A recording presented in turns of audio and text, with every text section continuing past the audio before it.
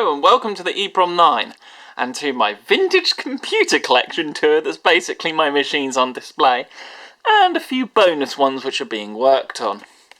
So we'll start from the top and go down. So at the top we have my Amstrad CPC 464 who sits there next to some 8-inch floppies with colour monitor. Below that we have a generic 286, I think it's AMD 286 machine that I basically use for communicating modern machines with my IBM 5150 so I can stick software and stuff on there. Then we have my Husky shelf. Now we have two DVWs, originals, FS3 and FS2. We also have a Husky MP2500. We have a Hunter 16. We have Hunter 1680s. So yeah, we got a few Huskies. And on the Husky front, we also have a new DVW. Olive green military one. This one was more sort of, the price was too good. You know, I was offered like 30 quid and it was just like, yeah, I was taking that up. Also on the repair bench is a Texas Instruments TI-99-4A. He is currently in the process of a non-working state. We also have a ZX81 on the workbench, also being worked on, the composite mod to get it to output composite rather than its terrible RF. We then have, on the lower shelf, we have the Epson HX20. Some of you will remember when I first got this, there have been videos on it. Same with the Husky machines. There's more videos on Husky machines than any other computer in my collection. Then we have a Toshiba HX10. My only MSX machine. By the way, pretty much all of what you're seeing works, apart from the ones on the workbench, of course. We then have a microprocessor hiding in the corner here, sitting on top of a Sinclair ZX Spectrum Plus. Below that we have a BBC Micro Model B, complete with MMC expansion thing. For that I do want to add a Raspberry Pi coprocessor to it. On top of it we have a data scan terminal that would have been used in a shop for barcode type things. Below that we have the Commodore shelf. Sorry about the lighting, but the torch is over there. On the top we have a Commodore Plus 4. Below that we have a Commodore 64C. And then below that we have a Commodore Amiga A500. Seriously, look up the Plus 4 video restoration because it shows how to fix the PLA chip, which is a major problem on Commodore machines from the 80s. Below that we have a Brother word processor. I haven't done a video on him yet. MFP. I have to actually read the thing. It is... No, Brother WP1 word processor. These things were used in place of, well, PCs in the 80s because PCs in the 80s were ridiculous money. On the Atari shelf we have an Atari ST 520 FM, so this one has the modulator. I also have a SCART cable for it now.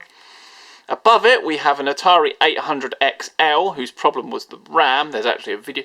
Actually I might, if I remember, put links to all the videos that have these, or playlists of these computers in. An Atari Touch tablet behind that. Above that we have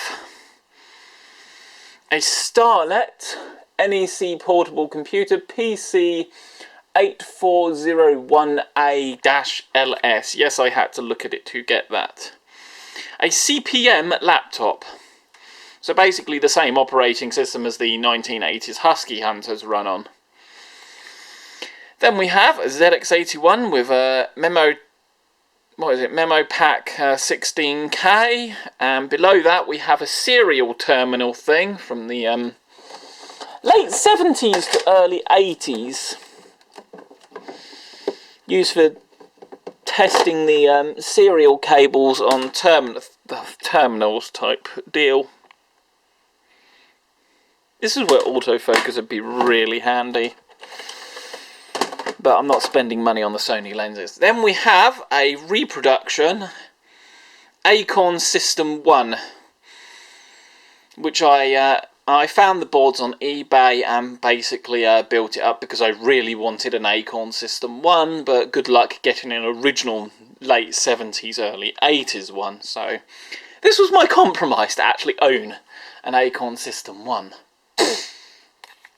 In the shelves above, we have 4 Acorn Electrons. We have an Acorn Electron laptop with +1 expansion, another Acorn Electron with +1 expansion, and then there's 2 just standard Acorn Electrons above that, a Tandy tape player and a ITT tape player. There's actually a fun story to how I got the second Acorn Electron with plus expansion bay, and it does involve shagging someone. Then above that we have a RMNB 300 and a Casso PB700. The Casso PB700 was my first 1980s computer. And then we have the Toshiba T2200SX 386 laptop with busted screen. I still need to fix that one. 2 Psion Organizer 2s, complete with a number of... I actually have 4 total memory packs in total, and a word processor unit, or whatever it is, Thesaurus or something. We have our mystery board, which actually turns out to... Mystery board back there, which turns out to be part of a Burroughs system, which I still haven't found out which one. S100 bus card and a mysterious mainframe card there. I need more mainframe components. The 2 valves up there also have nothing to do with computers. They're pulled out of something completely different. Next to that, we have my IBM 5150 with expansion unit. There's a whole series that goes over restoring this thing because it took a huge amount of work. Next to that, we have a Minitel. Minitel, whatever, there's quite a few models going all the way back to the 1980s, early 80s for these things, I think even into the late 70s. Was connected to a French predecessor to the internet a decade before. The French were doing e-commerce at least a decade before everyone else, maybe even 2. Then we get to the calculators, which we're going to focus on the programmable ones here rather than the other ones. We have a Russian Electronica MK52. I actually have 2 of these, but that one's broken. Then we have a Commodore P50 programmable calculator and a Casio FX 7000 GA graphing calculator. Absolutely brilliant little bit of kit. Down here in the forgotten corner, this one, there is a video on it, so I'm not going to pull it out as laptop case, is the CAF ProLite 286 machine with a lovely gas orange monochrome plasma display that is just a joy to the eyes. And next to the IBM 5150, like the best keyboard in the world. I put it on par as the IBM 5150's clicky mechanical keyboard. It is a joy to use forever and eternity in my life. Oh, here's my second Electronica calculator.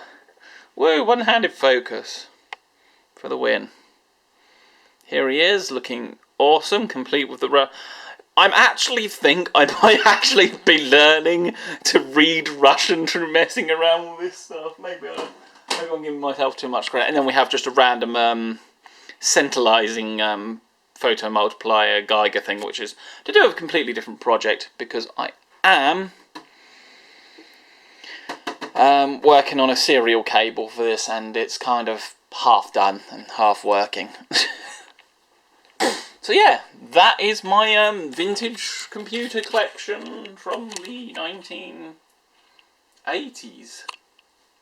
And a few early 90s things in there. There are other like 90s machines and stuff in the laptop box, and the desktop, that Compaqo desktop from many years ago, but they can be subject to other videos in the future, but this is where the real cream of my crop of my collection lives. Thanks for watching, hope you enjoyed, and yeah, my 2020 update after a long time since the first one, but we've gained a few more machines since then.